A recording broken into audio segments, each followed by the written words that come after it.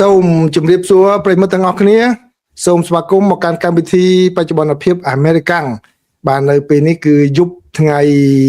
អាទិត្យនៅឡើយម៉ោងនៅខាងសហរដ្ឋអាមេរិកនៅរដ្ឋធានី Washington ហើយនៅកម្ពុជានេះគឺព្រឹកថ្ងៃច័ន្ទទៅហើយណានៅអាមេរិកនេះគឺថ្ងៃទី22ខែមីនានៅកម្ពុជាគឺ23ខែមីនាទៅហើយបាទអញ្ចឹងនៅក្នុងកម្មវិធីបច្ចុប្បន្នភាពអាមេរិកាំងខ្ញុំសម្រាប់យកព័ត៌មានសំខាន់ចំនួន5មកជម្រាបជូនប្រិយមិត្តទាំងអស់គ្នាបាទគឺព័ត៌មានទី1នេះសម្រាប់អ្នកនៅសហរដ្ឋអាមេរិកលោកប្រធានាធិបតីបានបញ្ជាក់ថាចាប់ពីថ្ងៃច័ន្ទទៅលោកនឹងបញ្ជូនប៉ូលីសអន្តោប្រវេសន៍ ICE ដើម្បីចូលទៅជួយការងារ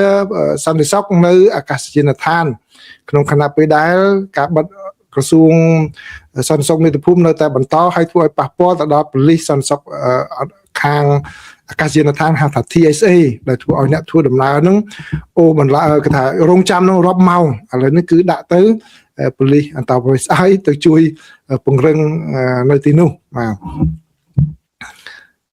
ហើយព័ត៌មានទី2នេះគឺ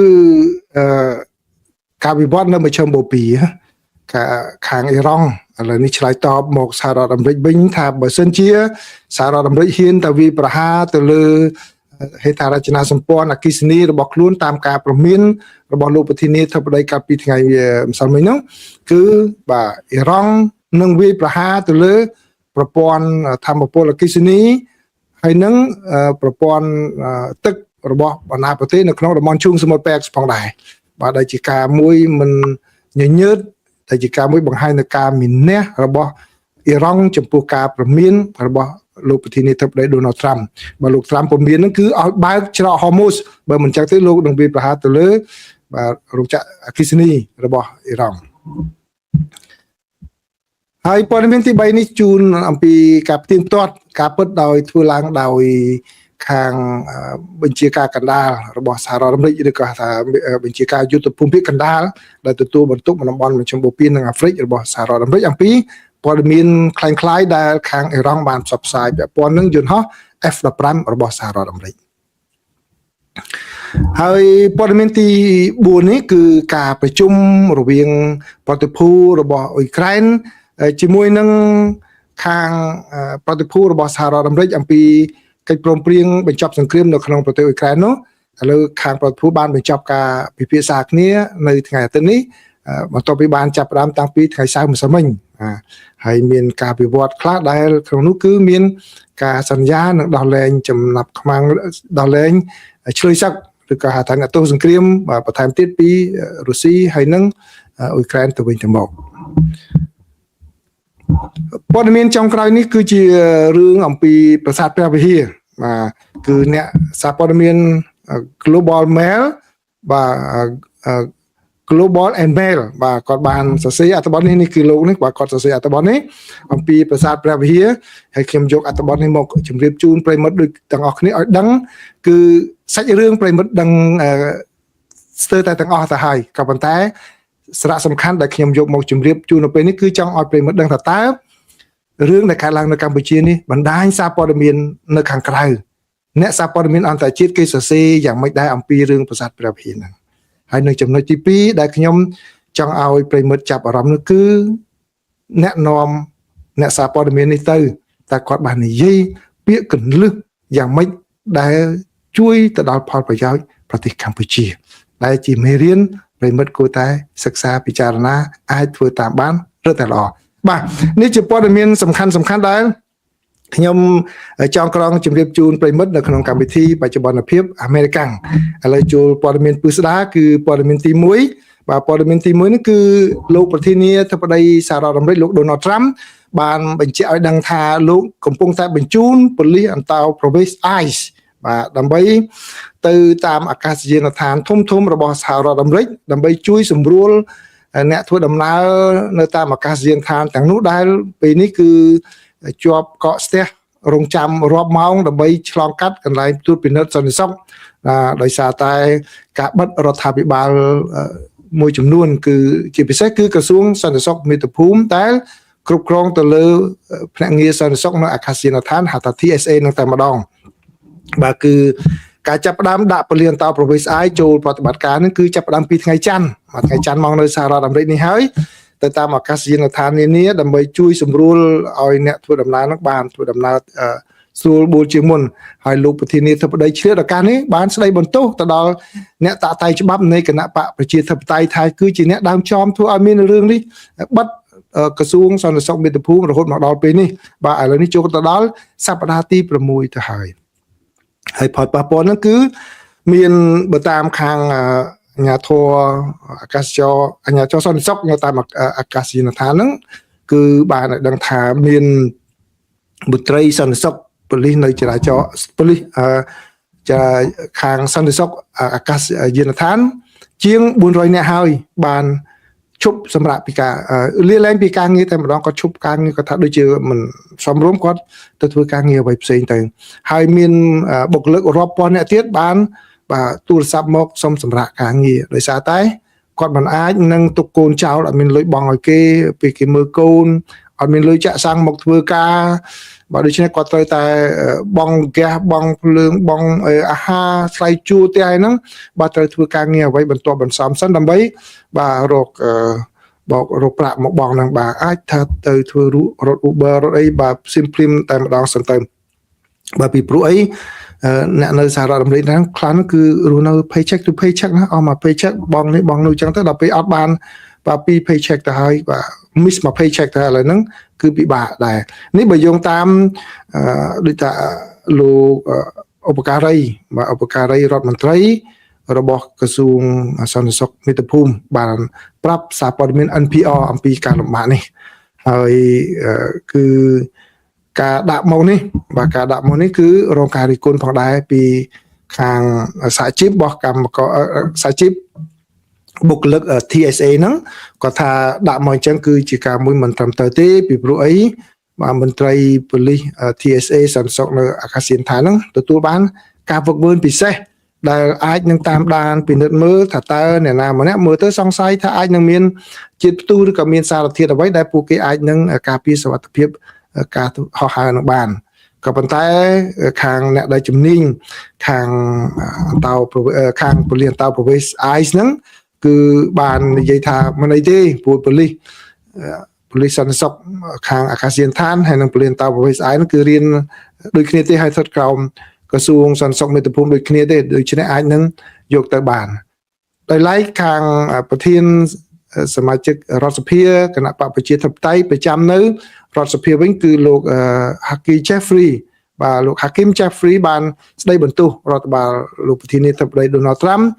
ក្នុងការដាក់ប៉ូលីសអន្តោប្រវេសន៍ ICE នេះដែលលោកបាននិយាយថាគឺប្រជាពលរដ្ឋអាមេរិកគឺមិនចង់ឲ្យមាន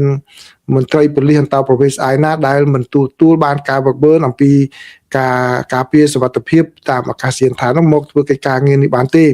ដូច្នេះវាកាន់តែធ្វើឲ្យមានអនុស្សាវរីយ៍អាក្រក់ដែលប៉ូលីសអន្តោប្រវេសន៍ ICE បានធ្វើទុកបុកម្នេញប្រជាពលរដ្ឋមួយចំនួនពេលដែលចង់អនុវត្តច្បាប់អន្តោប្រវេសន៍បាទនេះគឺជាការវិវត្តមួយទៀតនៅក្នុងសហរដ្ឋអាមេរិកណាអញ្ចឹងរឿងនយោបាយទុកផ្សេងហើយនឹងយ៉ាងម៉េចយ៉ាងម៉ាក៏អ្នកធ្វើដំណើរប្រហែលជាអាចនឹងជៀសវាងការកកស្ទះដែរពីព្រោះលើកមកដល់ពេលនេះគឺអ្នកខ្លះនោះគឺតម្រង់ជួរជាពិសេសកាលពីថ្ងៃសុក្រណាដែលអ្នកខ្លះធ្វើដំណើរទៅឆ្ងាយចាស់នោះគឺតម្រង់ជួរហៀមកខាងក្រៅអាគារអាកាសយានដ្ឋាននឹងមិនជារូបភាពល្អមើលទេអ្នកខ្លះនោះរាប់ម៉ោងតែម្ដងមកចំណាយពេលព័ត៌មានទី2នេះគឺជាការឆ្លើយតបរបស់ខាងអ៊ីរ៉ង់វិញអ៊ីរ៉ង់បានឆ្លើយតបយ៉ាងកក្លឿនមកវិញជាមួយនឹងការព្រមានរបស់លោកប្រធានាធិបតីសហរដ្ឋអាមេរិកលោក Donald Trump គឺនៅថ្ងៃអាទិត្យនេះបាទគឺអ៊ីរ៉ង់បានព្រមានថាអ៊ីរ៉ង់នឹងវាយប្រហារទៅលើប្រព័ន្ធទឹករដ្ឋកោទឹកហើយនឹងអគ្គិសនីរបស់បណ្ដាប្រទេសនៅក្នុងឈូងសមុទ្រពាក់នឹងតែម្ដងជាការសងសឹកវិញប្រសិនបើ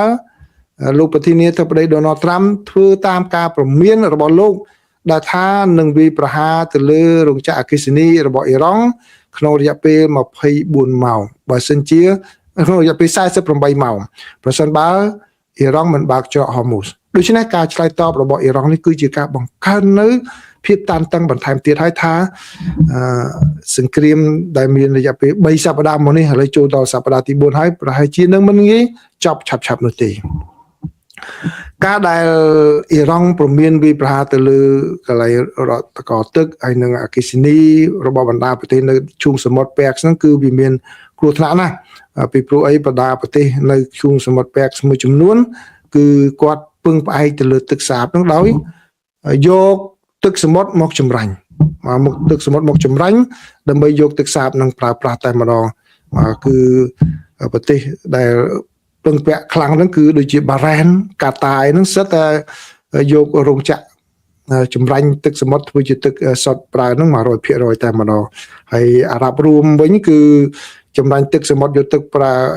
ទឹកសាបប្រើហ្នឹងគឺ 80% តែម្ដងបាទហើយនឹងបាទអារ៉ាប់រួមហ្នឹងបាទអារ៉ាប់ប៊ីសាឌីនវិញគឺ 50% ប្រើប្រាស់ចឹងដូច្នេះបើសិនជាបំផ្លាញទឹកនឹងហើយនឹងបំផ្លាញអគ្គិសនីទៀតគឺអ្នកទាំងអស់នោះជួបការលំបាកណាពីព្រោះអីនៅអារ៉ាប់ហ្នឹងគឺគេនិយាយលេងថាជីងដងអត់ចេញទឹកទេចេញតែប្រេងមកជីងដងចេញតែប្រេងចឹងមានតែផឹកប្រេងចឹងដើម្បីដោះស្រាយបញ្ហាហ្នឹងបានគឺយកទឹកសមុទ្រមកចម្រាញ់បាទហើយមានដែរប៉ុន្តែក៏ទឹកវាមិនល្អអញ្ចឹងតែគេនិយាយលេងអញ្ចឹងបាទនេះគឺជាការព្រមានមួយរបស់ខាងអ៊ីរ៉ង់ហើយចំពោះការវាយប្រហាររបស់អ៊ីរ៉ង់វិញទៅលើខាងអ៊ីស្រាអែលវិញក៏បានកើតឡើងខ្លាំងផងដែរណានៅពេលព្រឹកព្រលឹមថ្ងៃច័ន្ទម៉ោងនៅខាងតំបន់មជ្ឈិមបូព៌ាហ្នឹងគឺមាននៅទូទាំងពេលព្រឹកព្រលឹមតែម្ដងគឺមានសរ៉ែនរោឡើងដើម្បីការពារឲ្យប្រជាពលរដ្ឋហ្នឹងរកកន្លែងជំរកបាទហើយបើតាមព័ត៌មានមកហ្នឹងគឺមានទីក្រុងមួយនោះគឺអ៊ីរ៉ង់បាញ់ធ្លុះប្រព័ន្ធការពារហ្នឹងទៅរបួសទៅយ៉ាងតូចណាស់ចំនួន150នាក់នៅទីក្រុង2បាទអញ្ចឹងគឺជាលើកទី1ហើយដែលអ៊ីរ៉ង់បាញ់ធ្លុះប្រព័ន្ធការពារដែនអាកាសរបស់អ៊ីស្រាអែលឲ្យរបួសទៅដល់150នាក់បាទរបួសច្រើនបាទនេះគឺការវិវត្តទី2បាទរីឯការវិវត្តទី3វិញគឺទទួលការផ្ទៀងផ្ទាត់បាទផ្ទៀងផ្ទាត់ពីយុទ្ធភូមិភាគកណ្ដាលរបស់សហរដ្ឋអាមេរិកហ្នឹងគាត់បានឆ្លើយតបជាមួយនឹងព័ត៌មានចចាមអារាមដែលថារបបអ៊ីរ៉ង់ហ្នឹងបានបាញ់ទម្លាក់យន្តហោះប្រយុទ្ធ F-15 ចំនួន1គ្រឿងដែលហោះពីលើប្រទេសអ៊ីរ៉ង់ហើយតាមការផ្ទៀងផ្ទាត់គឺខាងមជ្ឈមណ្ឌលយុទ្ធភូមិភាគកណ្ដាលបញ្ជាការកណ្ដាលនេះបាននិយាយថាគឺជារឿងមួយមិនពិតទេបាទមិនពិតទេអ្វីដែលជាការពិតនោះគឺសហរដ្ឋអាមេរិកបានហោះហើរជើងយន្តហោះប្រយុទ្ធនឹងជាង 8000 ជើងទៅហើយបាននៅក្នុងប្រតិបត្តិការ Epic Fury នៅលើប្រទេសអ៊ីរ៉ង់នេះហើយគ្មានយន្តហោះចម្បាំងរបស់សហរដ្ឋអាមេរិកណាមួយត្រូវបានអ៊ីរ៉ង់បាញ់ទម្លាក់នោះទេបាទដូច្នេះនេះគឺជាការឆ្លើយរបស់មជ្ឈមណ្ឌលសហរដ្ឋអាមេរិកដែលបញ្ជាការកណ្ដាលបាទចឹងខ្ញុំសូមជូនវីដេអូមួយអំពីការខិតខំប្រឹងប្រែងរបស់ខាងទាហានរបស់សហរដ្ឋអាមេរិកនេះបាទនេះគឺជារូបភាពណាបាញ់បន្តិចតែម្ដងបាទទៅលើកន្លែងផលិត drone បាទទីតាំងdrone របស់អ៊ីរ៉ង់ drone អត់ធានបាទបាញ់មកហ្នឹងនេះគឺជាការវាយប្រហារបាទដើម្បីឲ្យតិចសមត្ថភាពរបស់ drone របស់អ៊ីរ៉ង់ដោយសារតែអាមេរិកយល់ឃើញថា drone នេះត្រូវបានគេវាយប្រហារដោយមិនរើសមុខទៅលើជនរងគ្រោះជាស៊ីវិលមួយចំនួនផងដែរបាទព័ត៌មានទី4បាទព័ត៌មានទី4នេះគឺពាក់ព័ន្ធជាមួយនឹងការចរចាដើម្បីសន្តិភាពនៅប្រទេសអ៊ុយក្រែនក្នុងគណៈពេលដែលចំនួននៅតំបន់មជ្ឈិមបូព៌ានៅតែបន្តដូច្នេះខាងអ៊ុយក្រែននោះក៏គាត់ចាប់អារម្មណ៍ចង់ឲ្យមានការចំណាប់អារម្មណ៍ពីបញ្ហានោះផងដែរឥឡូវនៅថ្ងៃអាទិត្យនេះគឺប្រតិភូចរចារបស់ប្រទេសអ៊ុយក្រែនហើយនិងសហរដ្ឋអាមេរិកបានបញ្ចប់ការចរចាថ្ងៃទី2ដែលធ្វើឡើងនៅក្នុងរដ្ឋ Florida ដើម្បីស្វែងរកវិធីយ៉ាងណាបញ្ចប់សង្គ្រាមដែលមានរយៈពេល4ឆ្នាំជាងទៅហើយនេះនេះបើយកការតាមការបញ្ជាក់របស់លោក Volodymyr Zelensky ដែលជាប្រធានាធិបតីនៃប្រទេសអ៊ុយក្រែនតំណាងរបស់រុស្ស៊ីវិញគឺមិនបានចូលរួមនៅក្នុងកិច្ចប្រជុំនោះទេពីមុនមកថាប្រជុំមានភាគីរុស្ស៊ីចូលរួមណាបាទគឺក៏ប៉ុន្តែការប្រជុំលើកមុនថាជួបគ្នានៅទីក្រុងអាប៊ូដាប៊ីក៏ប៉ុន្តែឥឡូវនេះរៀបចំនៅសហរដ្ឋអាមេរិកវិញនៅ Florida វិញហើយក្រុមខាងសហរដ្ឋអាមេរិកវិញដឹកនាំដោយបេសកជនពិសេសរបស់សហរដ្ឋអាមេរិកគឺលោក Steve Witkoff ហើយនិងលោក Jared Kushner ដែលជាកូនប្រសាររបស់លោកប្រធានាធិបតី Donald Trump ហើយលោក Zelensky បានបញ្ជាក់ថាជាការពិតណាស់ជារឿងច្បាស់ណាស់ដែលខាងភាគីការយកចិត្តទុកដាក់ពីខាងភាគីសហរដ្ឋអាមេរិកវាជារឿងសំខាន់នៅក្នុងពេលនេះបាទបើទោះបីជាសហរដ្ឋអាមេរិកឥឡូវនេះកំពុងតែផ្ដោតទៅលើសង្គ្រាមនៅក្នុងប្រទេសអ៊ីរ៉ង់ក៏ដោយក៏ប៉ុន្តែការដែលធ្វើយ៉ាងណាឲ្យមានការបញ្ចប់សង្គ្រាមឈាមពានរបស់រុស្ស៊ីនៅក្នុងប្រទេសអ៊ុយក្រែននេះវាគឺជារឿងមួយសំខាន់ណាស់បាទហើយវាជាការមួយរីកចម្រើនផងដែរគឺលោក Zelensky បានបញ្ជាក់ថាគឺមានការដោះដូរឆ្លើយសឹកគ្នាឬក៏អ្នកទោសសង្គ្រាមគ្នាទៅវិញទៅមកដែលជាដំណឹងល្អមួយសម្រាប់បញ្ជាក់ទៅដល់ប្រជាជាតិអ៊ុយក្រែនហើយនេះបើតាមលោក Zelensky លោកថាការដែលសម្រេចបាននេះគឺបានន័យថាការប្រឹងប្រែងនៅសមរភូមិការទូតពិតជាទទួលបានជោគជ័យមកហើយលោកសង្ឃឹមថាគឺតាមរយៈការជួបប្រជុំនេះអាចនឹងឈានទៅដល់ផ្លែផ្កាបញ្ចប់សង្គ្រាមផងដែរលោក Zelensky មិនបានពិភាក្សាឲ្យលម្អិតថាតើការចរចានេះនឹងបន្តគ្នាទៀតឬក៏យ៉ាងណាទេហើយតើវាអាចនឹង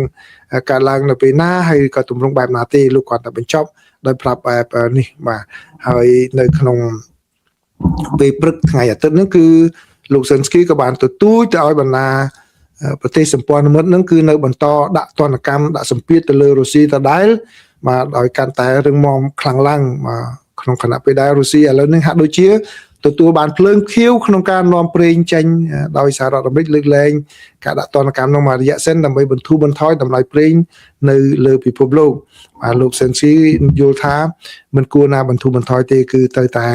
បាទរឹតបន្តឹងទៅលើរុស្ស៊ីនឹងកាន់តែខ្លាំងហើយជាផ្នែកមួយនៃផែនការសន្តិភាពរបស់សហរដ្ឋអាមេរិកស្នើឡើងសម្រាប់អ៊ុយក្រែនហ្នឹងគឺក្នុងនោះរួមមានការបោះឆ្នោតបាទការបោះឆ្នោតដើម្បីជ្រើសរើសប្រធានាធិបតីថ្មីហើយលោក Zelensky នឹងគាត់ផុតអាណត្តិទៅហើយបាទ5ឆ្នាំមកគាត់ផុតហើយដល់ពេលអញ្ចឹងទៅមានការបោះឆ្នោតក៏ប៉ុន្តែលោក Zelensky គាត់ថាដើម្បីអាចបោះឆ្នោតបានសហរដ្ឋអាមេរិកត្រូវតែធ្វើយ៉ាងណាធានាឲ្យមានបទច្បាញ់គ្នាយ៉ាងហោចណាស់រយៈពេល2ខែសិនដើម្បីឲ្យមានការឃោសនាការរៀបចំការបោះឆ្នោតបើនៅតែបាញ់គ្នាអញ្ចឹងរៀបចំការបោះឆ្នោតមិនបានទេដោយឡែកលោក Valery Zalumny បាទលោកគឺជាអតីតអគ្គមេបញ្ជាការដែលល្បីបាទដែលគេហៅថាបរោះដែកបាទបរោះដែកហ្នឹងប៉ុន្តែដោយសារបែរជាមិនត្រូវគ្នាជាមួយនឹងលោក Zelensky លោក Zelensky ដកឲ្យគាត់ទៅធ្វើជាអគ្គរដ្ឋទូតប្រចាំនៅអង់គ្លេសទៅបាទប្រចាំនៅអង់គ្លេសហ្នឹងទៅលោកបានសរសេរនៅក្នុងសារការបញ្ចេញមតិមួយដែលចុះផ្សាយនៅក្នុងកាសែតលោកបាននិយាយថាដើម្បីមានសន្តិភាពគឺមិនបាច់ចាំរៀបចំការបោះឆ្នោតទេគឺត្រូវ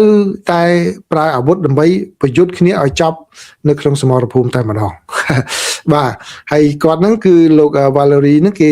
រំពឹងថាអាចនឹងជាបេក្ខជនប្រធានាធិបតីប្រកួតប្រជែងជាមួយនឹងលោក Zelensky ផងដែរអញ្ចឹងម្នាក់ឲ្យតម្លៃទៅលើការទូតបាទម្នាក់ឲ្យតម្លៃទៅលើអាវុធពីព្រោះលោក Valery លោកជាអគ្គមេបញ្ជាការអញ្ចឹងលោកមានប្រសាសន៍មកគឺតកតងជាមួយនឹងការប្រើប្រាស់កម្លាំងដើម្បីបញ្ចប់នេះជាព័ត៌មានទី4ណាបាទហើយព័ត៌មានទី5នេះគឺជាសេចក្តីរាយការណ៍របស់ The Globe and Mail បាទដែលផ្សាយនៅថ្ងៃនេះថ្ងៃទី22ហ្នឹងបាទហើយអ្នកសរសេរហ្នឹងគឺគាត់ឈ្មោះថាបាទឈ្មោះគាត់នេះបាទឈ្មោះCamo Scuro បើខ្ញុំមើលឈ្មោះមិនច្បាស់កន្លែងនេះ Gianmarco Sicuro បាទគាត់ជាអ្នកសារព័ត៌មានសេរីគាត់សរសេរឲ្យគេឲ្យគាត់ជួយចិត្តថតរូបផងដែរដើម្បីបានដឹងពីដំណើរគាត់ទៅកន្លែងណាហើយគាត់បាននេះមាននេះជារូបរបស់គាត់បាទគាត់បានអញ្ជើញទៅប្រាសាទព្រះវិហារប្រាសាទព្រះវិហារគាត់បានថតរូបជាច្រើនហើយគាត់បានសរសេរអត្ថបទនេះបាទអត្ថបទតកតងនឹងប្រាសាទព្រះវិហារនៅក្នុងស្ថានភាពចំនួនកម្ពុជានិងថៃបាទអត្ថបទនេះដំណើររឿងនេះគឺប្រិមិត្តបានដឹងច្រើនមកហើយយើងនៅក្នុងប្រទេសកម្ពុជាក៏ប៉ុន្តែអ្វីដែលខ្ញុំយកមកជម្រាបនៅជូននៅពេលនេះគឺចង់ឲ្យប្រិមិត្តបានដឹងបន្ថែមទៀតតើសារព័ត៌មានក្រៅប្រទេស và đây mình men chỉ khai dương ta cái mưa khơiอย่างไม่ได้អំពីចំនួនរបស់យើងជាពិសេសនៅលើបញ្ហាប្រាសាទព្រះវិហារហ្នឹងបាទហើយពេលខ្ញុំអានចប់ហើយតើប្រិមិត្តចាប់អារម្មណ៍ចំណុចណាខ្ញុំនឹងសួរនៅខាងក្រោយចែករំលែកនៅការសង្កេតរបស់ខ្ញុំផងដែរចឹងខ្ញុំសូមបកប្រែទូជូនប្រិមិត្តបាទគាត់សរសេរជាអត្ថបទខ្លីទេប៉ុន្តែគាត់ដាក់រូបថតច្រើនហើយខ្ញុំមិនហ៊ានយករូបថតមកមិនចង់ឲ្យប៉ះពាល់ទៅដល់ copyright មករបស់គាត់ប្រាសាទព្រះវិហារដែលជាប្រាសាទមួយនៅលើភ្នំមួយដែលមើលពីលើវាលទំនាបដ៏ធំល្វឹងល្វើយមួយនៅភាគខាងជើងប្រទេសកម្ពុជាគឺជាប្រាសាទដ៏ពិសិដ្ឋសម្រាប់ទាំងអ្នកកាន់សាសនាហិណ្ឌូនិងពុទ្ធសាសនិកប្រាសាទនេះត្រូវបានសាងសង់ឡើងដោយចក្រភពខ្មែរក្នុងសតវត្សទី11និងឧទ្ទិសដល់ព្រះសិវៈដែលជាព្រះហិណ្ឌូប៉ុន្តែនៅពេលដែលចក្រភពបានទទួលយកព្រះពុទ្ធសាសនាបន្តិចម្ដងការបដិបត្តិសាសនានៅទីតាំងនោះក៏បានចាប់ផ្ដើមឆ្លុះបញ្ចាំងពីជំនឿនៅទីនោះផងដែរប្រាសាទនេះក៏ជាចំណុចសំខាន់មួយសម្រាប់កងទ័ពថៃនិងកម្ពុជាផងដែរព្រោះវាស្ថិតនៅចម្ងាយត្រឹមតែ300ម៉ែត្រពីព្រំដែនជាមួយប្រទេសថៃចាប់តាំងពីការចាប់ផ្ដើមនៃចំនួនថៃកម្ពុជាកាលពីឆ្នាំមុនដែលជាលទ្ធផលនៃចំនួនព្រំដែនដ៏យូរអង្វែងនិងការទាមទាររបស់កម្ពុជាអំពីការរំលោភយកវប្បធម៌រដ្ឋាភិបាលថៃនិងកម្ពុជានិងស្ថាប័នអន្តរជាតិបានគូបញ្ជាក់ពីប្រាសាទព្រះវិហារថាជាប្រភពមួយនៃការប្រយុទ្ធគ្នាផងដែរដែលការប្រយុទ្ធនោះបានសម្លាប់មនុស្សជាង100នាក់និងបានធ្វើឲ្យមនុស្សរាប់សែននាក់ត្រូវបានផ្លាស់ចេញពីទីលំនៅមន្ត្រីកម្ពុជានិយាយថាការបាញ់កាំភ្លើងធំនិងការទម្លាក់គ្រាប់បែកតាមអាកាសដោយយោធាថៃបានបំផ្លាញរាប់រយកន្លែងនៃតួប្រាសាទដោយបន្សល់ទុកនៅប្រាសាទដែលមានរចនាសម្ព័ន្ធថ្មភក់ជាច្រើនរបស់ប្រាសាទមានស្នាមប្រេះសប្តាហ៍ថ្ងៃនេះដែលមានបទចម្បាញ់ចូលជាធរមានចាប់តាំងពីថ្ងៃទី27ខែធ្នូភ្នំនេះត្រូវបានឡោមព័ទ្ធដោយកងទ័ពថៃនៅសងខាង3ជ្រុងដែលបានគ្រប់គ្រងភ្នំទី2ដែលមើលរំលងភ្នំប្រាសាទកាលពីឆ្នាំមុនដើម្បីរក្សាឲ្យវាស្ថិតនៅក្រោមការបាញ់ប្រហារនិងស្ថិតនៅក្នុងចម្ងាយដែលអ្នកលបបាញ់ស៊ីបអាចបាញ់ដល់ប្រាសាទនេះមានការចាប់អារម្មណ៍យ៉ាងខ្លាំងអស់រយៈពេលជាច្រើនឆ្នាំមកហើយចំពោះរដ្ឋាភិបាលថៃដែលស្វែងរកការគ្រប់គ្រងវាដោយសារមានហេតុផលខាងមន្តអាគមនិងយុទ្ធសាស្ត្ររដ្ឋាភិបាលថៃបានទទួលយកសេចក្តីសម្រេចឆ្នាំ1962របស់តុលាការយុត្តិធម៌អន្តរជាតិជាលើកដំបូងដែលជាភ្លាមនោះដែលបាននិយាយថាប្រាសាទនេះជាកម្មសិទ្ធិរបស់កម្ពុជាប៉ុន្តែក្រោយមកបានបដិសេធសាលដីកានោះដោយចាប់ផ្ដើមការតស៊ូផ្លូវច្បាប់ដល់វែងឆ្ងាយឋានៈរបស់ប្រាសាទជាតំបន់បេតិកភណ្ឌពិភពលោករបស់អង្គការ UNESCO ដែលត្រូវបានផ្ដល់ឲ្យឋានៈនេះក្នុងឆ្នាំ2008បានផ្ដល់ឲ្យរដ្ឋាភិបាលកម្ពុជានៅអត្ថប្រយោជន៍ដែលអាចឲ្យបញ្ជាក់ពីតម្រូវការក្នុងការការពារប្រាសាទសម្រាប់ខ្ញុំការទៅទស្សនាទីតាំងនោះពិតជាបទពិសោធន៍ដ៏រំជួលចិត្តយ៉ាងខ្លាំងពាក្យសម្ដីរបស់ព្រះសង្ឃដែលអមដំណើរខ្ញុំនឹងនៅតែក្នុងចិត្តខ្ញុំជារៀងរហូតព្រះអង្គបានមានសង្ឃដីកាថានេះជាកន្លែងដែលយើងគួរតែបានការពារនិងអភិរក្សសម្រាប់មនុស្សជំនាន់ក្រោយប៉ុន្តែផ្ទុយទៅវិញយើងបានបរាជ័យហើយសពថ្ងៃនេះស្ទើរតែគ្មានអ្វីនៅសល់ឡើយវត្តអារាមទាំងនេះមិនមែនជារបស់រដ្ឋាភិបាលទេប៉ុន្តែជារបស់មនុស្សជាតិទាំងអស់នេះតាមការបញ្ជាក់របស់ព្រះសង្ឃស៊ុនសាងដែលជាចៅអធិការវត្តនេះព្រះអង្គបានមានសង្ឃដីកាបន្ថែមថាថៃបដិសេធការចោទប្រកាន់ប៉ុន្តែតើលោកគិតថាយើងបានបំផ្លាញវាដោយខ្លួនឯងឬទេបាទពាក្យសម្ដី2-3ឃ្លានេះធ្វើឲ្យអ្នកសារព័ត៌មានដកជាប់នៅក្នុងអារម្មណ៍ជាប់ជានិច្ចបាទនេះគឺជាអ្នកសារព័ត៌មានណាបាទដែលខ្ញុំដាក់នឹងបាទហើយចាប្រិមិត្តវិញយល់យ៉ាងម៉េចដែរអញ្ចឹងហើយដូចដែលខ្ញុំបាននិយាយហើយនិយាយទៀតការដែលយើងជួបអ្នកសារព័ត៌មានបរទេសនឹងសម្ដីរបស់យើងនឹងគឺសំខាន់ណាស់យើងនិយាយទៅនិយាយយ៉ាងណាតំណាងឲ្យប្រទេសជាតិកុំឲ្យនិយាយអ្វីឲ្យខូចផលប្រយោជន៍ប្រទេសជាតិបាទទោះបីជាខឹងសម្បារដ្ឋាភិបាលកម្ពុជាយ៉ាងណាក៏ដោយមិនពេញចិត្តនឹងការដឹកនាំរបស់រដ្ឋាភិបាលកម្ពុជាយ៉ាងណាក៏ដោយតែការជួបជាមួយនឹងអ្នកសារព័ត៌មានបរទេសការនិយាយទៅតម្កល់ផលប្រយោជន៍ខ្មែរជាធំជានិច្ចនឹងជារឿងសំខាន់ណាស់ដោយពាក្យសម្ដីមួយឃ្លាបាទសង្ឃដីកាមួយឃ្លារបស់ព្រះសង្ឃចៅអធិការនោះធ្វើឲ្យអ្នកសារព័ត៌មានគាត់ចងចាំជានិច្ចហើយវាជួយដល់ការយល់ដឹងនៅអន្តរជាតិបានច្រើន បាទខ្ញុំជឿថាប្រិយមិត្តមួយចំនួនយល់អំពីបញ្ហានេះគាត់ខ្ញុំចង់រំលឹកបន្ថែមទៀតឲ្យហើយចែករំលែកអត្ថបទនេះឲ្យប្រិយមិត្តបានដឹងអំពីសារៈសំខាន់នោះអញ្ចឹងបាទអញ្ចឹងខ្ញុំអរគុណច្រើនដែលសម្រាប់ប្រិយមិត្តដែលចូលមកទទួលយកការចែករំលែកព័ត៌មានរបស់ខ្ញុំនេះបាទសូមអរគុណសូមជម្រាបលាណាបាទឥឡូវនេះសូមឆ្លើយសំណួរមួយពីរមើលប្រិយមិត្ត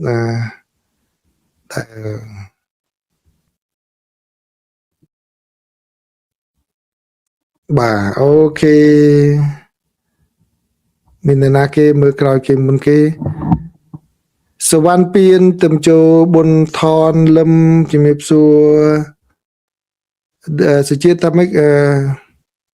ខ្ញុំចាប់អារម្មណ៍ត្រង់គាត់សរសេរថារដ្ឋាភិបាលថៃចាប់អារម្មណ៍ថាចង់បានជាយមហើយដើម្បីខាងផ្នែកអាគមនិងយុទ្ធសាស្ត្រ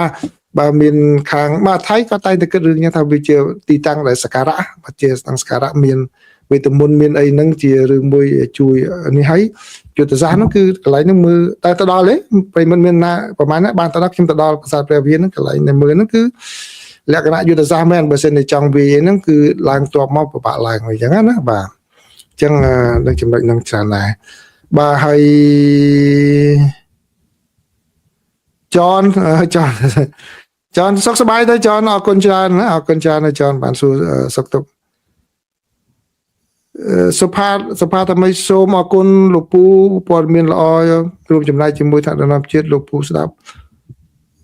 លោកពូបានតែពេលនេះតិចទៀតលែងបានស្ដាប់ព័ត៌មានល្អរបស់លោកពូលើកក្រោយតែព័ត៌មាន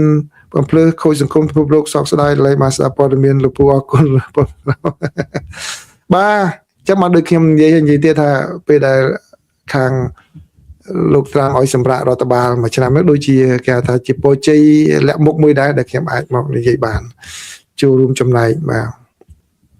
ខ្លះមានឱកាសបង្ហាញចំណេះដឹងរបស់ខ្លួនឯងដែរវាធម្មតានិយាយរួមធម្មតាខ្ញុំមិនសូវនិយាយពីការសិក្សារបស់ខ្លួនឯងទេសូម្បីចូលមកក្នុងផ្ទះខ្ញុំក៏ដោយអត់ដែលឃើញសញ្ញាបត្រខ្ញុំព្យួរជាងដូចគេទេបាទខ្ញុំអត់ដែលព្យួរទេតែលើកនេះក៏តែនិយាយជូនខ្លះពេលខ្លះពេលទទួលបានហ្នឹងថតបង្ហោះ Facebook អីតិចតួចដែរមកដូចជាការខ្ញុំរៀនវគ្គក្នុងពេលកន្លងមកហ្នឹងមានគ្រូអីសរសើរអញ្ចឹងបានយកមកបង្ហោះដែរសាលីតែមិនមួយពេលលោកពូនៅ VA មិនសូវស្និទ្ធស្នាលសោះតែពេលលោកពូមកធ្វើកម្មវិធីមានអារម្មណ៍ស្និទ្ធស្នាលមិនអាចខ្វះបានអរគុណក្មួយណាអរគុណច្រើនក្មួយបាទសុខសប្បាយបាទពេលហ្នឹងយើងមិនអាចនិយាយលេងសើចច្រើនបានទេតែបន្តិចទៅវិញក៏យ៉ាងដែរក៏មិនអាចលេងសើចទេខ្ញុំនៅតែខ្ញុំបើជួបផ្ទាល់ក៏នៅធម្មតាប៉ុន្តែគាត់ថាมันមានយើងមិនអាចយក show របស់យើងផ្ទាល់ខ្លួនផងហើយយើងគ្រប់គ្រងខាង VOA ផងយើងមកបញ្ច្រាស់គ្នាខ្លួនឯងវាអត់ទៅនោះគាត់វា conflict មកទៅណារ៉ូអូខេណារ៉ូមិញហើយអូខេចឹងដល់អស់សំណួរណាចឹងទៅក្រោមភាសាទៀតហើយចាប់ហើយណាមើលណាគេសែនសុកខាសុនអូខេភារុនរដ្ឋផាតអូបងស្រីខ្ញុំទៅបានម្ដងបងខ្ញុំសង្ឃឹមថានឹងបានស្ដាប់ព័ត៌មានបានល្អបន្តបាទអរគុណបងស្រីបាទអរគុណណាបាទមិនអីទេអូសារ៉ាត់លោកសារ៉ាត់អញ្ជើញទៅដែរបានទៅ2ដងអូអរគុណល្អមែនតើហ្នឹងល្អណាស់បាទជាងទៅពេលដែលអស់មានបញ្ហាចំនួនអីហ្នឹងគឺទៅដើម្បីទៅនឹងជួយបងប្អូនយើងនៅនោះគាត់ខំលក់ដូរអីផងហើយបងប្អូនយុទ្ធជននៅនោះគាត់ជួយជើងនៅនោះគឺជំរាបសួរសុខទុក្ខផងកុំឲ្យគាត់នៅឯកា news and advice អរគុណបងណាបាទអូខេសារ៉ាត់តានបាទអរគុណចំពោះការចែករំលែកព័ត៌មានអូប៊ុនហៀងសួរដែរណាបាទប៊ុនហៀងក៏ថាឲ្យអាមេរិកទម្លាក់ក្របបែកបន្ថែមដោយ B2 ម្ដងទៀតលើអ៊ីរ៉ង់មានន័យថាទម្លាក់លើកទី1មិនបានបំផ្លាញសមត្ថភាពអ៊ីរ៉ង់ទេផ្ទុយពីសម្ដីប្រធានាធិបតីថារោងចក្របានបំផ្លាញហើយតែបែរជាសម្រាប់ទម្លាក់មកទៀតទៅវិញបងយល់ដូចមិនដេចដែរបាទកាលនោះគឺមានរបាយការណ៍ដែលរីកាខុសគ្នាពីសហគមន៍ចារកម្មរបស់សហរដ្ឋអាមេរិកហ្នឹងហើយនឹងរបាយការណ៍ពីខាងកាលនោះមានបាយការណ៍ចារកម្មរបស់ការពីជាតិហើយពីព្រួយសហគមន៍គេថា IC IC ហ្នឹង IC នៅអាមេរិកគេហៅថា Intelligence Community សហគមន៍ស៊ើបការរបស់អាមេរិកហ្នឹងវាមាន9ដណ្ដប់ស្ថាប័នចូលគ្នាមិនមែនមានតែមួយពីរក្នុងហ្នឹងCIA ក៏មាននៅក្នុងហ្នឹងដែរហើយនឹងខាងស៊ើបការជាតិហ្នឹងក៏នៅក្នុងហ្នឹងដែរបាទប៉ុន្តែ CIA ហ្នឹងគឺល្បីជាងគេដោយសារតែគាត់ធ្វើសកម្មភាពច្រើនបាទព័ន្ធបញ្ហាមួយចំនួនប៉ុន្តែខាងសហគមន៍ចារកម្មរបស់អាមេរិកហ្នឹងក៏បាននិយាយដោយដែលលោកប៊ុនហៀងបានសួរនឹងដែរប៉ុន្តែបែរជាលោកប្រធានាធិបតីលោកបានឆ្លើយបដិសេធទៅបាទដូច្នេះនិយាយដោយត្រង់យើងអត់ដឹងដូចគ្នាឃើញទេលោកប៊ុនហៀងតាំងលោកប៊ុនហៀងក៏ខ្ញុំក៏ដឹងខ្ញុំក៏ដឹងដែរយើងដឹងតែព័ត៌មានដែលខាងប្រពន្ធផ្លូវការគេបញ្ចេញមកអញ្ចឹងដូច្នេះវាអាចដូចជាការសន្និដ្ឋានរបស់លោកប៊ុនហៀងហ្នឹងត្រូវឬក៏អាចដូចរបាយការណ៍ក្រុមសហគមន៍ចារកម្មរបស់សហរដ្ឋអាមេរិកទីការសន្និដ្ឋានហ្នឹងចឹងដែរពីព្រោះសហគមន៍ចារកម្មរបស់អាមេរិកហ្នឹងគឺ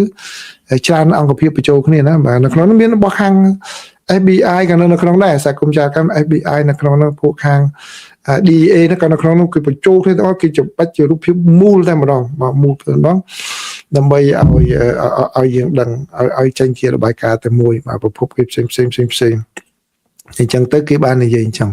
បាទអញ្ចឹងខ្ញុំមិនមានអ្វីលើសនឹងទេលោកប៊ុនហៀងពីព្រោះយើងដឹងតែតាមពីគេដូចគ្នាបាទអញ្ចឹងអរគុណណាអរគុណច្រើនអរគុណទៅលោកប៊ុនហៀងហ្នឹងហើយ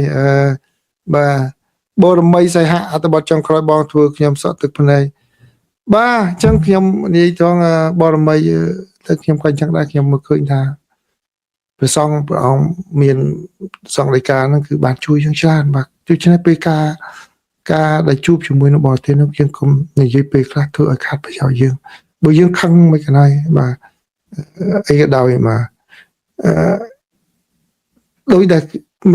អ្នកខ្លះចោទខ្ញុំនេះចោទខ្ញុំនោះជាមួយខាងកម្ពុជាហ្នឹងនិយាយរួមខ្ញុំអត់បណ្ដាលពេញចិត្តទាំងស្រុងចំពោះនឹងរបៀបដឹកនាំមួយចំនួនទេខ្ញុំដូចតែខ្ញុំបាននិយាយចឹងគឺថានៅមានចំណុចដែលគួរឲ្យកែលម្អច្រើនណាដែលយើងអាចជួយនិយាយកែលម្អបាទក៏ប៉ុន្តែវាទម្លាប់របស់ខ្ញុំគឺខ្ញុំមានប្រវត្តិ UN ហ្នឹងគឺការនិយាយរបស់ខ្ញុំថ្លឹងថ្លែងការយើងរិះគន់ធ្វើម៉េចអូខេទទួលយកបានទី2ស្ថានភាពនោះវានៅពេលរឿងនោះអត់ទាន់ចប់អញ្ចឹងយើងត្រូវតែបាទចូលរួមរដ្ឋយោបល់លើកទឹកចិត្តគ្នាសិនហើយចាំពេលរឿងចប់ចាំយើងនិយាយរឿងផ្សេងទៀតក៏វាមិនយឺតពេកដែរបាទប៉ុន្តែវិច័យដល់ខ្ញុំវាទៅចប់មុនស្ថានភាពនេះចប់ទៅទៀតទៅត្រឡប់ទៅបទីវិញហើយទៅទីបញ្ជាការធំវិញហើយអញ្ចឹងអត់បានមកនិយាយលេងបាទសង្ឃឹមថាអ្វីដែលខ្ញុំបានចែករំលែកនេះគឺស្ថិតនៅក្នុងស្មារតីបងប្អូនជានិច្ចបាទដូចខ្ញុំនិយាយដដែលអញ្ចឹងអនុគ្រោះគ្នាឲ្យច្រើនមេត្តាគ្នាឲ្យច្រើនអ្នកខ្លះគេជេរយើងគាត់ថាឲ្យយើងអត់ដឹងថានៅក្នុងខ្លួនគាត់មានអ្វីខ្លះប្រវត្តិគាត់ពីដើមមកគ្រួសារគាត់យ៉ាងម៉េចហិង្សាយ៉ាងម៉េចបានជាពាក្យសម្ដីជេរប្រមាថការទានវាคล้ายទៅជារឿងមួយបាយព្រឹកបាយល្ងាចរបស់គាត់បានគាត់និយាយចេញមកដោយធូរបាទក្នុងគណៈពេលអ្នកខ្លះគាត់និយាយពាក្យធ្ងន់តិចយើងអត់ហ៊ាននិយាយផងបាទអញ្ចឹងដូច្នេះយើងទៅយកយល់ពេលហ្នឹងក៏បានច្រើនហើយបើថាធ្វើដូចខ្ញុំបានទៀតតែល្អអ្នកណារករឿងនេះដែរចេញសិនទៅកុំទៅយកឈ្នះយកចាញ់បាទដោយព្រះអង្គថាដែរចាញ់ជាព្រះឈ្នះជាមារយើងមិនចង់ធ្វើព្រះហើយក៏ប៉ុន្តែយើងចង់មានបញ្ហាបាទខ្ញុំសង្ឃឹមថាយើងមានការអនុគ្រោះគ្នាច្រើនបាទអរគុណច្រើនណាបាទហ្នឹងហើយចឹងជួបគ្នានៅថ្ងៃស្អែកទៀតណាកម្មវិធីបច្ចុប្បន្នភាពអន្តរជាតិបានជម្រាបលាទៅយូរទៅហើយខ្ញុំកំពុងតែរងចាំលិខិតហៅទៅវិញទេអញ្ចឹងហៅទៅពេលណាយើងចប់កម្មវិធីនេះពេលនឹងដែរប៉ុន្តែឥឡូវជាបន្តសិនទៅបាទអញ្ចឹងសូមអរគុណសូមជម្រាបលា